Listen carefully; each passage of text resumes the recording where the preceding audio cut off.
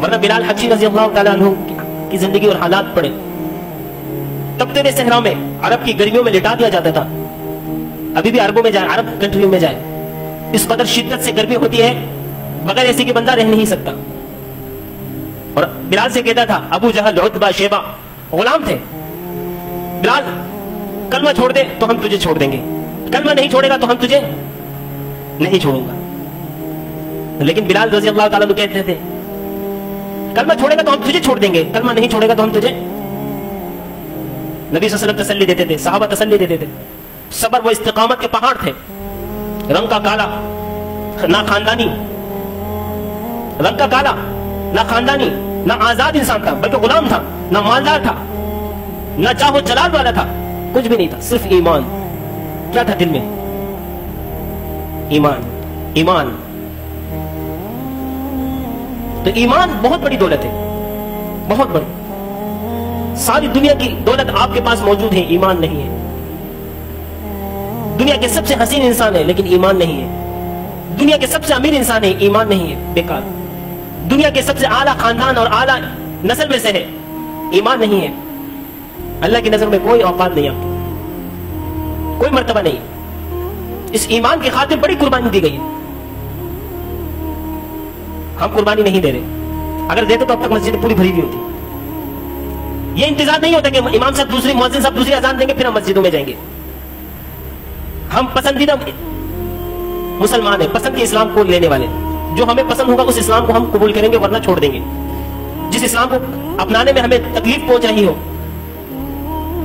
ہمیں مشقت اور محنت لگ رہی ہے اس میں، تو ہم اس اسلام کو چھوڑ دیں گے، ہم اپنائیں گے نہیں. اتنا رنگ کا کالا ہونے کے باوجود، غلام ہونے کے باوجود، اعلیٰ خاندان اور اعلیٰ نسل میں نہ ہونے کے باوجود، لیکن اللہ کے ہاں کتنا بڑا مقام. نبی صلی اللہ علیہ وسلم معراج میں، کہاں معراج، ساتوں آسمان ساتوں زمینوں کے اللہ نے نبی صلی اللہ علیہ وسلم کو سیر کروائی. جبرائیل امین ساتھ جنت کو دیکھا، دوزخ کو دیکھا. اب جنت میں داخل بھی نہیں ہوئے نبی صلی اللہ علیہ وسلم، گیٹ میں کھڑے ہوئے، قدموں کی آہٹ سنائی دے رہی ہے، چلنے کی آواز آ رہی ہے، جنت خالی ہے. نبی صلی اللہ علیہ وسلم فرما رہے جبرائیل امین سے، جبرائیل یہ چلنے کی آہٹ کس کی سنائی دے رہی ہے؟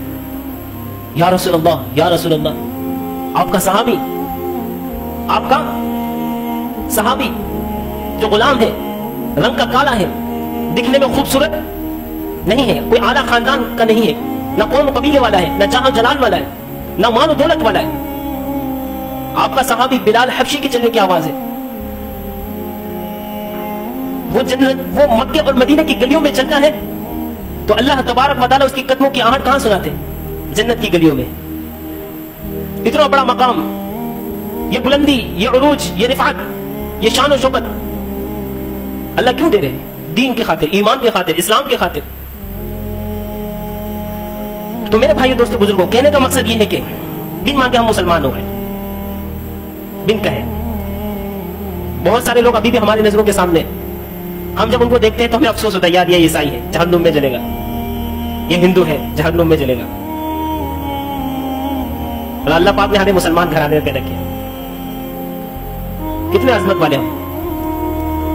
اگر ہم اس نعمت پر ساری زندگی شکر ادا کریں، ساری زندگی سجدے میں پڑے رہے، پھر بھی کم ہے، پھر بھی کم ہے. تو میرے بھائی دوستو بزرگوں، ایمان اللہ کے یہاں معتبر ہے.